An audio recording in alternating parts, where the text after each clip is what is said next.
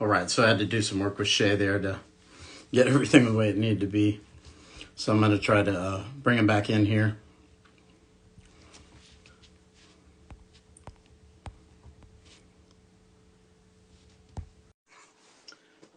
How's everybody doing? So I'm just waiting for Shea to join now. He's never used live before, so this might take a moment for him to figure it all out, but we'll get him here in a second. Danny, it's good to see you on here, man. Been a while. Maybe we should do something soon. I don't think we did anything on this before, did we, Danny?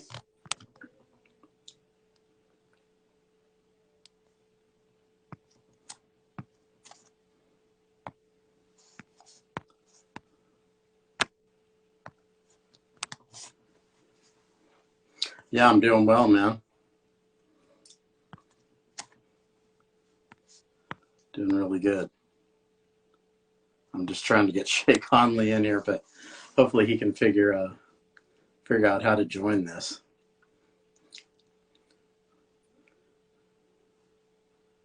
I'm trying to teach him how to use the live. Okay, Shea, I see you in there. I sent you the invite. Did you see it?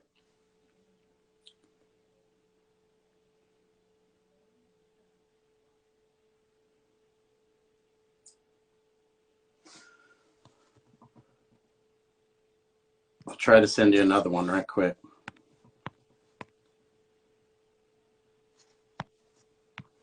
Okay, let's see if it works this time. All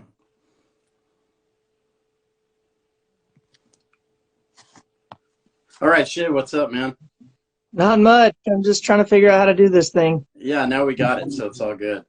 Now, let's talk a little bit about your background. I know I saw in your last interview you talked a little bit about that, but the first time I saw you was at the LFA Fight with AJ Cunningham. So maybe talk a little bit about what got you there before that, you know, as far as like wrestling goes. As far as what wrestling goes, I started wrestling at 7 years old. So I wrestled all the way from 7 years old all the way to college. So it's kind of how I got started competitively. You won a state title, right? Did you win at Sepulpa or Broken Arrow? I won at Sepulpa. I did my junior year.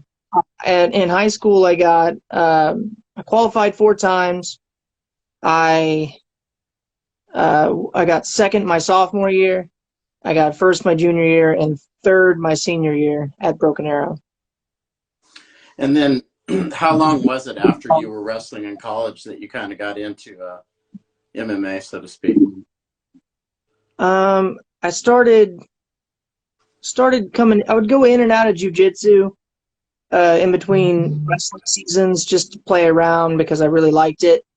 And right before I went back to college the last time, I remember I started really trying to go after, you know, getting my blue belt. I was training in gi a lot more. I was really trying to get after it, and I remember having a little bit of I remember having a little bit of regret having to go back to college and wrestle some more. I started to like jiu-jitsu more than wrestling, and I was sitting here thinking that's not good. I got to go do a whole new season, and I really want to do jiu-jitsu instead. Were you burning out on it, you think, or what? Why was that? Some eligibility issues were kind of an issue in college. I wasn't the best student, and I got injured at the junior college that I was at. And while I was at the junior college, I spent a third year. I got to medically redshirt, and that put me a third year at a 2-year school. And I didn't know I was supposed to be taking junior level classes that third year to be able to be Division I eligible. And when I found out I wasn't Division I eligible, it kind of crushed my dreams of wrestling. That was kind of what I was in it for. I really didn't know what I wanted to do as far as like a degree. I tossed around, let's go be a teacher wrestling coach. And then I really didn't want to be the kind of teacher that would be, your textbook, turn to page 10 and, and then do a quiz at the end of the week kind of teacher. I could tell when teachers were burnouts, and I didn't want to be a burnout teacher. So when my Division I dreams got crushed, it kind of crushed my dreams a little bit, and I kind of a little bit of me wishes that I would have hung it up then and just went right into the next page. So were you thinking, okay, when that kind of came around, were you looking at MMA and jiu-jitsu at that time? Yeah. I had a youth MMA fight when I was 12 years old. It was legal in Oklahoma for a small period of time. I knew after I was hooked right after that. I was hooked before that.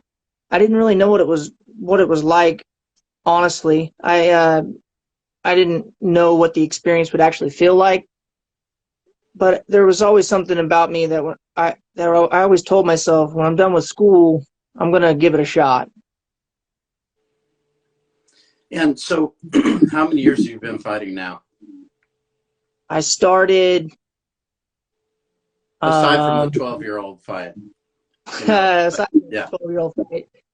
I started 2018, I believe. So let's kind of talk about the LFA fight, because that's where I first saw you. I thought it was a good fight. I thought, initially you were, I thought, pretty dominant at first. You got him, take him down real easy. You kind of started attacking like the front choke, like the guillotine and, anacondas and stuff. Did you feel like you kind of got burnt out attacking that? Yeah, to be honest, I had what I had studied on the kid. I knew that he was really good everywhere. I knew he was really tough and he wasn't going to give up no matter what. So I didn't really anticipate doing so well in that first round. I was preparing for a war from the get-go, and I had a really fast start, and I feel like I didn't let him get off any of his game. And I was telling myself to pace myself a little more, but I was also looking at, man, I could put him away in this first round and not take any damage. I didn't anticipate it going so well in that first round. I did, and then I blew my arms out. He did a great job of just surviving and letting me blow my arms out. Round 2, it was so hard to pick my hands up just to cover up my face. Yeah, and when I was watching, I was thinking, because you got him down easily, right off the bat, just, and coming away from that fight, it felt like, you were kind of like, you had a ton of potential, it just didn't happen in that fight. What did you take away from it? That was the closest fight that I've ever been in that actually went the distance. So that was number 11, I think. So, yeah, that was fight number 11 as a pro, and that was the closest fight I've ever been in. I took away a lot, really. I'm a lot more confident now in a dogfight when I'm tired. There was little things I looked at in that fight where I can make little adjustments, and I come away with that fight. I can come away with a finish in the first round. I can come away with stealing round 2. I could even win round 3, but with just little tweaks and adjustments. It was stuff that I've not actually been in that competitive of a fight that went that far. So now I actually can kind of know where I'm at. I knew he was a tough guy, and he was going to be hard to finish. And I proved to myself that I'm a tough guy, and I was hard to finish too. But was it a thing like when you and Leo and Todd Ryan, kind of went back after? Were you looking more at like the pacing or? Yeah, and there was just some things that I could have.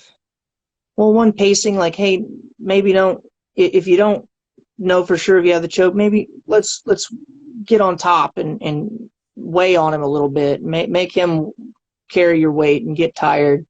then there was some stuff in my striking, which that was probably the best striking showcase I've ever showed. I wasn't 100% confident in it. I would land things, and inside my head, I was thinking too much. I was saying, okay, let's not throw that same punch or kick again because he's going to catch onto it and counter you. I was trying to cycle through all the things that I can, all the combinations that I know, all the different attacks I know. I could have went to the well a few more times with some of the stuff that was landing. Yeah, and so after the fight, did you feel like, okay, I want to get in and fight again soon, or what were you thinking about after? I had a lot of different feelings after that fight. When I was that tired, I was so exhausted after the fight, and my face is hurting, my neck was hurting. That was actually the first time after when they shine a light in your eye and they ask you what hurts. That was actually the first time I was like, yeah, this hurts. Like, this hurts. So I thought I did terribly because I was so tired. And then everyone was telling me how great I did. That was an awesome fight, this and that. And I thought, well, maybe I did do good. And then I went back and watched, and I was so close, and I was just like, man, I got to get back in there. I sat down. I was really, that was the first time down at 145. I was really feeling it the week afterwards because I blew back up. My stomach hurt real bad. I felt bloated and fat, and I wanted to get right back to training, but I was really beat up. We decided October was a good month, that was August. So August, let's go through September and try to get another fight in October and just get back in there as quick as possible. So I don't develop any sort of ring rust. I can just build off of what I just did.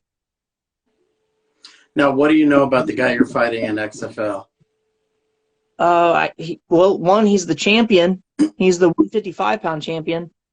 I was looking for a 145-pound fight. I'm trying to get. I believe I'm a 145-pounder. I just need to get my diet dialed in right. I just got to make it a few times before I'm 100% confident in making the weight. And there was it was about.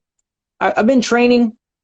It was kind of a rough first week after the fight, but I've been training, and they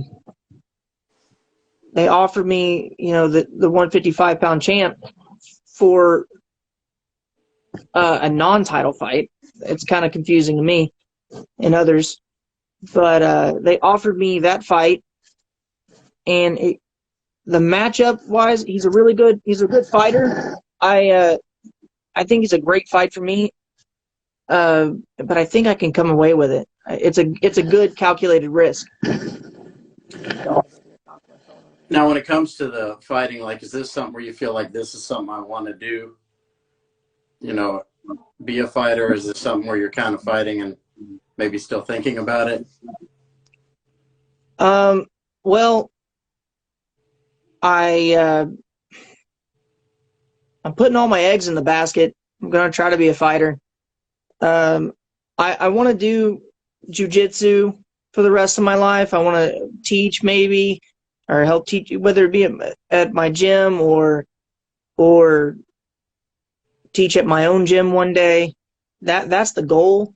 And I want to get my competitive career finished before I start doing all that. I want to go all in and try to go as far as I can, whether that be in the UFC or wherever. The goal is to get into a big promotion like the UFC or something like that, and go as far as I can go, and until I feel it's not safe anymore. Now, did LFA say that they wanted to bring you back, or? They did. They said that it was an awesome fight, and they wanted to have me back, and that really that really made me feel better too. That was a good. If you're gonna have a consolation prize, I think LFA saying, "Yeah, we want you back." Ally Quinta, he was the guest commentator. He's saying, Mm-hmm. "Yeah, that was an awesome fight. Everyone's telling me a great fight." So it was a decent consolation prize, and it kind of helped me know I'm just right there. I'm real close. Now, how much are you splitting your time with Todd Ryan and Leo? I'm going over to Forza about once, twice a week, and he trains jujitsu over at our gym as well as his boys do. So we're both his team and our team. We're both bouncing back and forth between gyms, and I'm giving them wrestling and jujitsu rounds. They're giving me great Muay Thai rounds, and then sometimes we try to combine it. And it's been real beneficial in the last year. Now, have you been training like with Jimmy at all since he kind of decided to come back? I've won a few rounds with him. I've won a few jiu-jitsu rounds with him. Won a few sparring rounds with him. I'm not with him every single day, but we've crossed paths in the training room before. And yeah. Yeah. How do you feel like that experience is? Like, how do you think he's looking? I think he's looking good. When a 125-pounder can come in the jiu-jitsu room and submit me, I'm not saying I'm like the best jiu-jitsu guy, but I was just sitting here thinking, man, he's still got it, Now I understand the squeeze that he's got that they talk about. He's got a lot of choke finishes, and I get it now. I'm like, I had a feeling, I was like, he must have some super squeeze, but he does, man. He can pop your head off with those arms. Now, for you as development, like when you're taking jiu-jitsu and you're developing and fighting, like where do you feel you've like come along since maybe like this last fight even? My jiu-jitsu's been I feel like I've been pretty confident in my jiu-jitsu in the past couple years, but my striking is just leveling up. I feel like my striking levels up every week. I get a new little toy to play with, or I get more confident in that other tool that I use. I'm slipping punches maybe a little better than against the sparring partner that used to hit me all the time. I feel like, especially from that live fight, that really tough fight I had just had in the LFA, that I feel like I leveled up a lot in the striking department. Because what I'm trying to get at is like, we're seeing a lot of wrestlers. Obviously, they've been in MMA forever, but we're seeing more of them. And I always think like you as a fighter, if you want to get to where you want to go, you're going to have to beat those guys because they're the ones that everybody kind of is avoiding. Yeah. Mm-hmm. So when I'm asking like that, like when you're looking at yourself against these guys, how do you figure that out to get to kind of that standard or whatever, I guess, benchmark, so to speak? Well, I'm just trying to be as well-rounded as I can be, because everybody's good at something, and maybe this guy's wrestling's better than mine. Maybe I have to try to keep it on the feet as much as possible, or I can't submit him from my back. I need to stay on my feet. The big thing is I noticed you can't take people down if you don't have a setup. In wrestling, it's so important. Wrestling coaches, they always preach it. You need to set your takedowns up, and in an MMA fight, there's nothing different there either. You got to set it up. Well, maybe we don't have a collar tie or an elbow. We don't have elbow control from a collar tie or something. We got to set it up with punches and kicks and knees and everything. And I feel like in today's age, you got to have punches and kicks. You can't just be a wrestler boxer. You got to be a Muay Thai wrestler. Like you got to have it all, just like you're saying. But in your opinion, I mean, you're a very experienced wrestler. What do you think makes a good MMA wrestler? because not all wrestlers are great at takedowns in MMA for whatever reason. What do you think makes a good MMA wrestler? Why is that not all? Because you've seen some high level wrestlers that kind of struggled in MMA. Why do you think that was? Well, there's so many different. I mean, it's maybe not so much anymore. I don't like the way it's stalling, and I feel like the way they're trying to officiate wrestling now, they're trying to get one type of wrestler. But there's so many different styles of wrestlers. There's the slick guy, just like any other martial art. But there's slick guys. There's guys that are defensive wrestlers. They'll sprawl on every shot you have, and they'll get behind you and score. Or there's guys that know how to win by just 1 point. I think what benefited me for MMA was I was more of a takedown guy. I was really good at takedowns, and I feel like if you're going to be an MMA fighter, you got to have good takedowns. Like an MMA wrestler, your takedown game has to be good. And there's some wrestlers that that's not really their skill set. They're more of a defensive type wrestler or a scrambler, and maybe well, don't get in a scramble with that guy and stay on my feet, and I'm fine. I was more of a takedown guy. I think that's why it benefits me, really. Like, for example, we just saw Bo Nickel. He had a couple of fights. Yeah. And obviously, some people are comparing him to some of the other guys that are out there, like Hamzat or Islam or these guys. For people that don't understand, like you, who's done so much, maybe explain, like, the level of Bo compared to, like, maybe a Hamzat, for example. I feel like if anyone from America, if you're going to compare like anybody to like a Hamzat or any of those Russians coming in, Bo Nickel is going to be the guy. Really, I mean that his level of wrestling is so high. I think he can mix it up with them, and as you can see, he's obviously doing everything else too. He's got knockout power and submission skills. I mean, he just finished that last fight with a triangle after, I don't know, they went in every position, I think, in 50 seconds or however long it took. If anyone can wrestle with those Russians, it's Bo Nickel, though, I believe. Yeah, because his strength was more like getting on top and pinning in college, So Right. You think he'll translate well because of that? Yeah.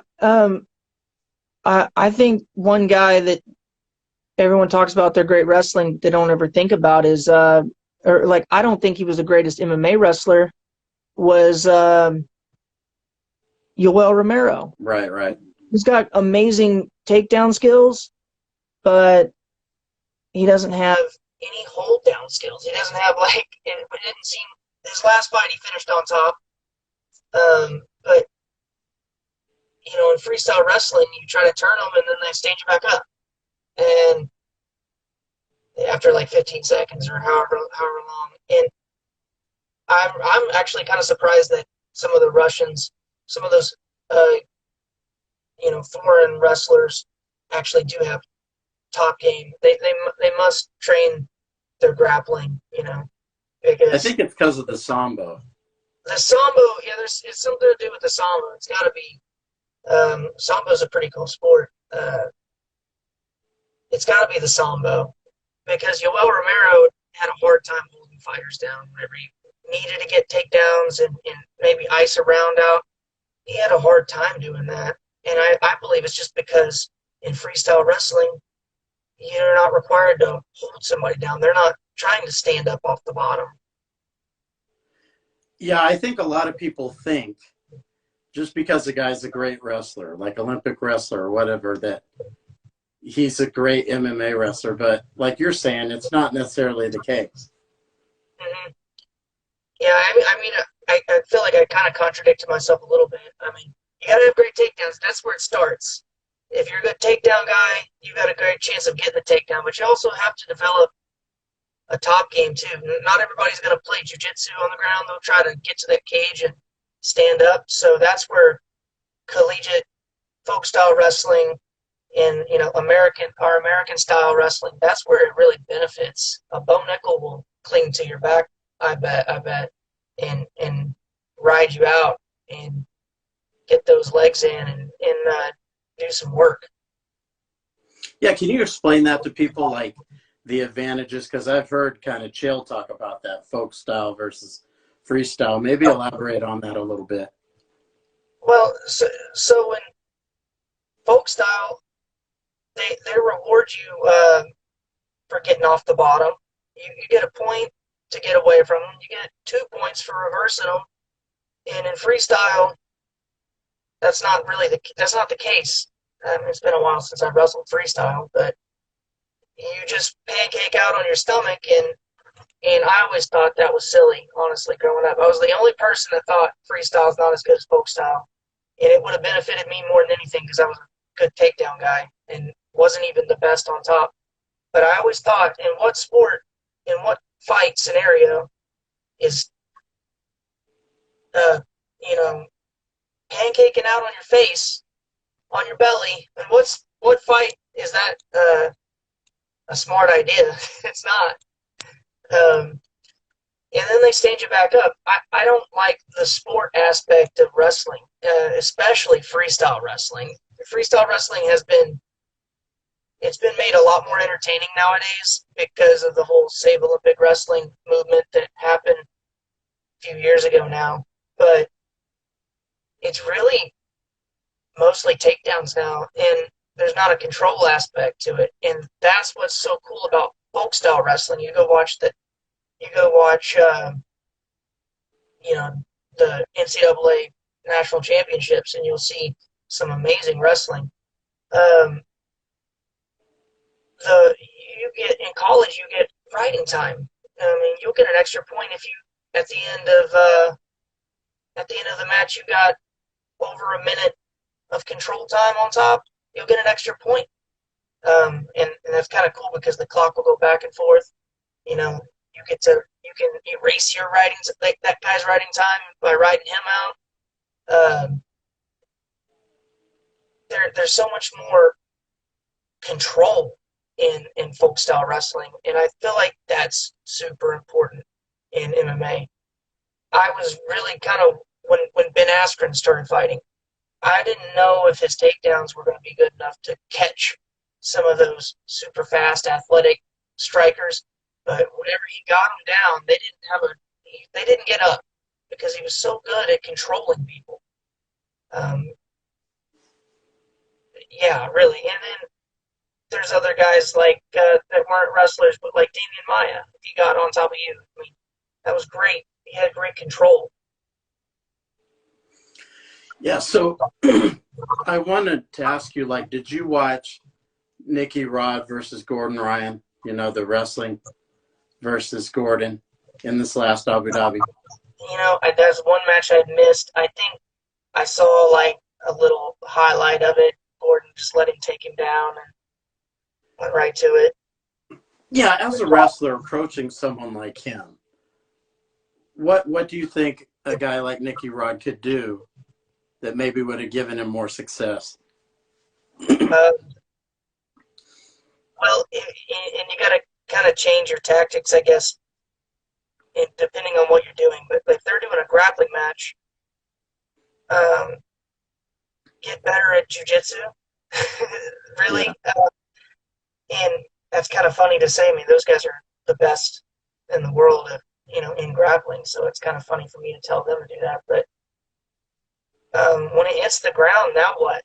I always kind of thought that what good is great wrestling if when you hit the ground you can't do anything to them if they're in control whenever you guys get to the ground. Yeah, I thought maybe he could have tried, maybe as a tactic, to try and keep the score like 0-0. But it's hard because you get penalized. I hate points. Point grappling is terrible. You should go for finishes. Right, but he's not going to finish Gordon, so maybe try to play keep the match 0-0 and score late. You know what I mean? Jiu-jitsu. Get better at finishing people. Yeah, I mean, why do you think guys can't figure him out?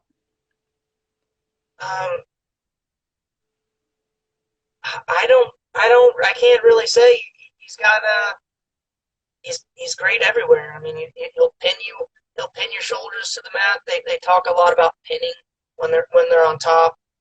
They're pinning you flat, and if you're flat on your shoulders, that's another thing. I mean, in wrestling, you're working on pinning people. In jiu-jitsu, pinning is also really beneficial. If your shoulders are flat on the mat, you can't move very efficiently. You need to be able to move.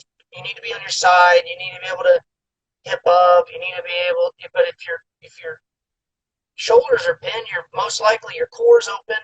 If your core's not, tight, you probably can't spring into attacks. And they're great at that. They've got, of course, they've got great leg locks, and he's got so many tools. I mean, and of course he's at the big guy weight. I mean, he can control those big guys really well. I mean, I think I'm comparing something like I heard you talking about going against Hunter Colvin. Oh yeah. How do you feel like you could get better against someone like that over time?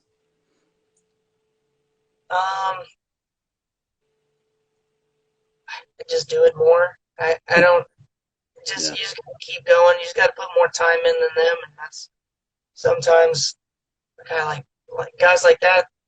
They're already doing as much as they can, so it's hard to catch up sometimes.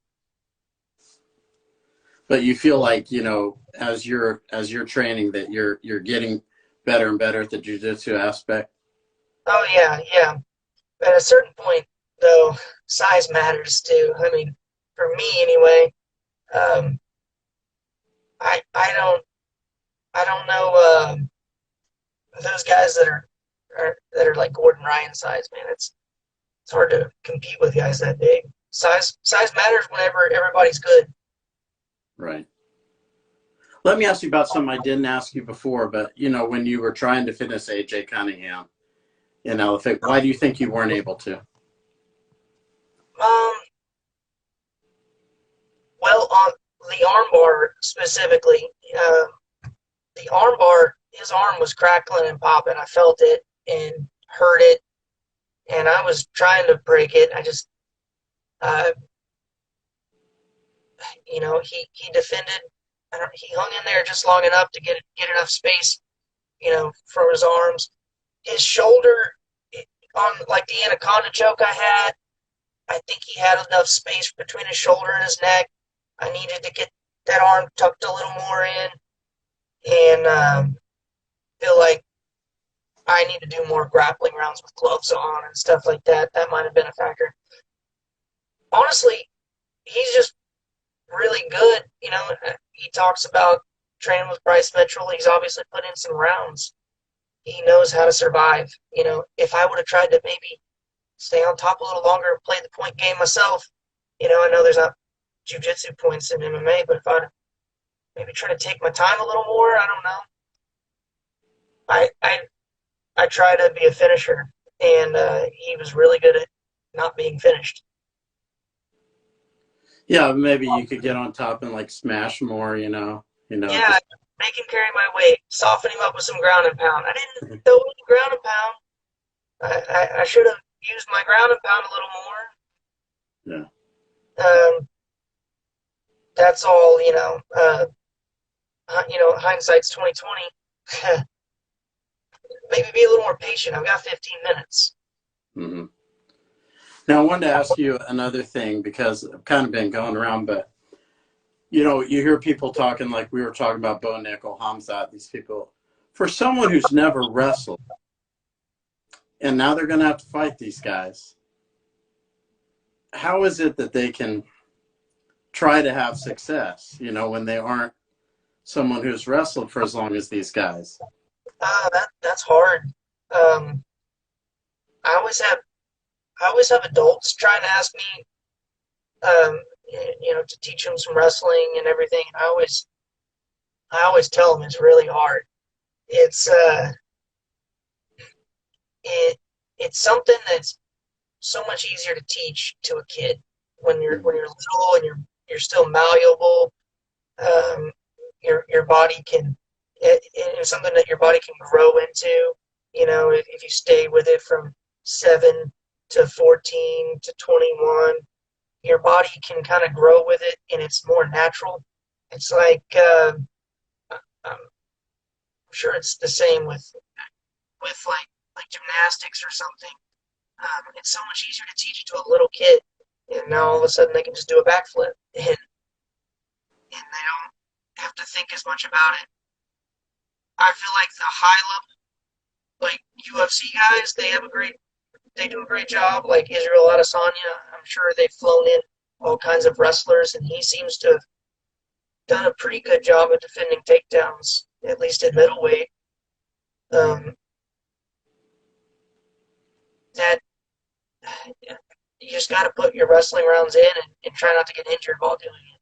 Really, takedowns are when you don't know takedowns, people tend to hurt themselves trying to do takedowns. So you gotta learn from the right guy, I guess, and be safe about it. Do you think Oliveira is going to have success against Islam or no? I I think so. I think that it could go either way, but I've heard some people saying this. I feel like it's going to go one way or the other. It's not going to be close for either one of them. I think that Oliveira gets it though. I think You do. that he's too dangerous everywhere. Um, yeah, I feel like his Muay Thai is amazing. He's the most dynamic off his back in the lightweight division. He can submit you from his back. He can submit you on your back. He can take your back and submit you. And I think he's a